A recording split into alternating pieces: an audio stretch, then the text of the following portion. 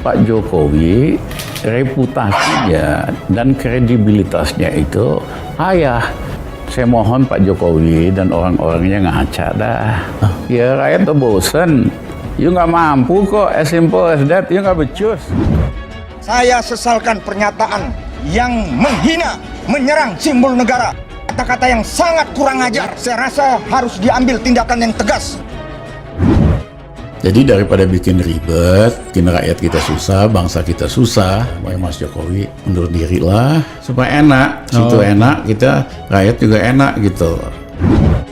Pantas enggak pernyataan yang menghina, menyerang simbol negara. Kata-kata yang sangat kurang ajar. Pantas tidak? Bapak Joko Widodo itu simbol negara, Presiden Republik Indonesia yang ke-7. Pantas tidak? Perlu Pak Jokowi pikirkan bagaimana dia bisa mengundurkan diri lebih cepat. Mau saya tabok karena di mana? Saya ini 4 tahun di sini sabar. Jadi daripada bikin ribet, bikin rakyat kita susah, bangsa kita susah, Mas Jokowi mundur diri lah. Yakin kalau presiden diganti sama elu bisa lebih baik. Hari pertama kami jadi presiden, saya akan tangkap 100 orang paling brengsek di Indonesia. Kita buang ke Pulau Malaria. Seandainya mereka sakit, kena malaria dan meninggal, yang melanggar hak asasi manusia bukan Rizal Ramli, tetapi nyamuk malaria. Siapa yang bermain di balik keriuhan ini? Tidak sulit mencari siapa yang bermain di sini. Orang yang gagal pada masanya kemudian dipecat. Mantan Menko Perekonomian Rizal Ramli menanggapi pemecatan dilakukan Presiden Jokowi terhadapnya beberapa tahun lalu. Rizal Ramli hanya bekerja selama 11 bulan sebelum akhirnya dipecat oleh Presiden Joko Widodo.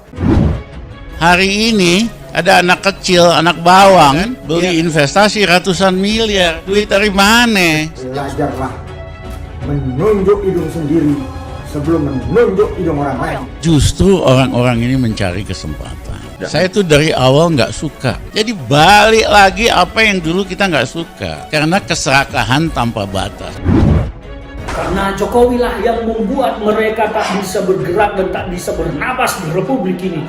Jokowi membuat para penikmat penderitaan rakyat selama ini tak bisa lagi menikmati apa yang selama ini mereka nikmati. Maka dendam, benci, hingga salurkan melalui upaya-upaya penggulingan dengan menunggangi segala itu kan duit dari bisnis jualan pisang doang, jualan martabak. Di situ kan bukan berarti cuma bisnis pisang goreng doang kan, saya juga punya yang lain.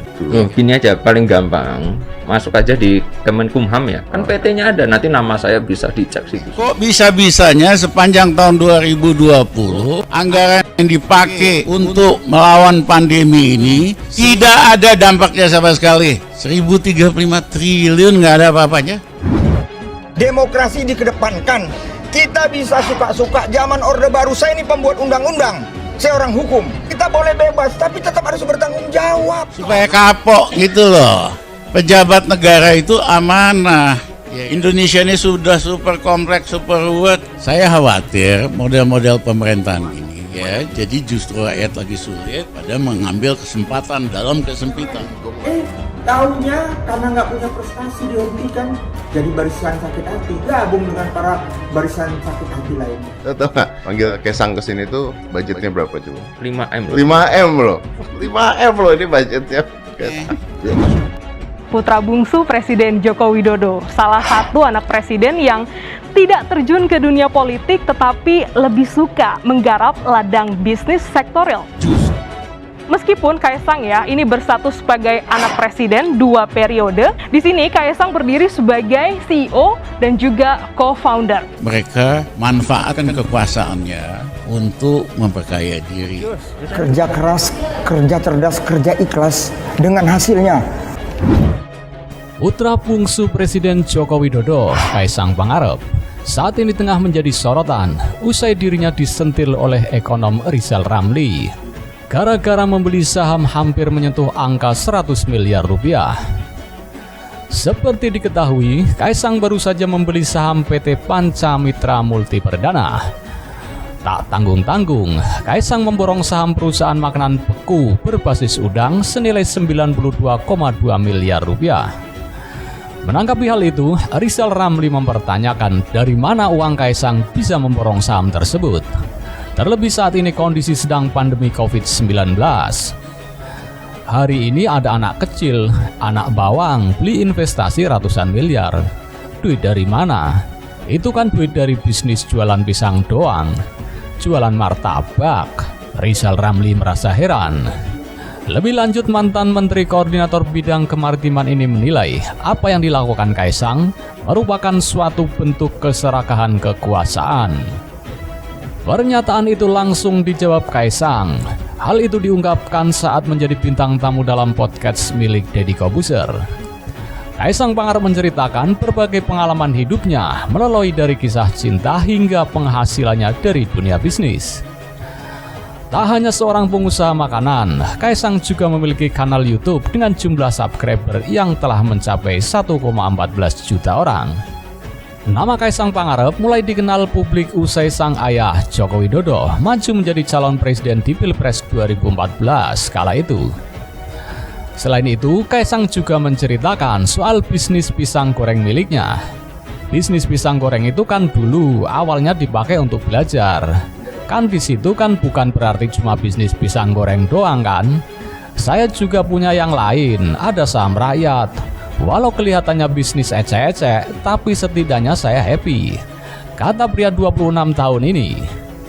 Ia juga menjelaskan kalau bisnisnya berkembang sehingga dirinya punya lebih banyak uang daripada sang ayah. Gajinya bapak juga kecil. Saya kasih tahu rekening saya ke bapak. Bapak nggak ada duit. Saya ngomong gitu beneran. Saya beli pabrik bapak sekarang bisa cash lagi, kata Kaisang berseloroh. Saya kasih tahu nih rekening saya ke bapak. Bapak nggak ada duit. Saya ngomong gitu, pabriknya bapak saya beli sekarang bisa. Ia bersama dengan Mas Menteri Erick Thohir dan Kevin Nugroho mengakuisisi klub bola Liga 2 pada 2021, tepatnya tanggal 20 Maret. Kita udah waktunya benang basah kita tegakkan, apalagi yang beginian gitu. Hari ini ada anak kecil, anak bawang, beli investasi ratusan miliar. Duit dari mana? Tahu nggak? Panggil Kaisang kesini tuh budgetnya berapa coba? 5M loh. 5M loh. 5M loh ini budgetnya.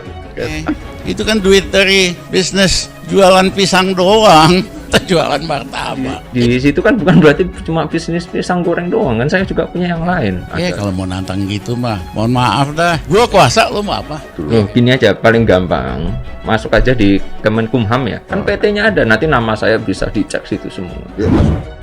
Putra bungsu Presiden Joko Widodo, salah satu anak presiden yang tidak terjun ke dunia politik tetapi lebih suka menggarap ladang bisnis sektorial. Justru orang-orang ini mencari kesempatan.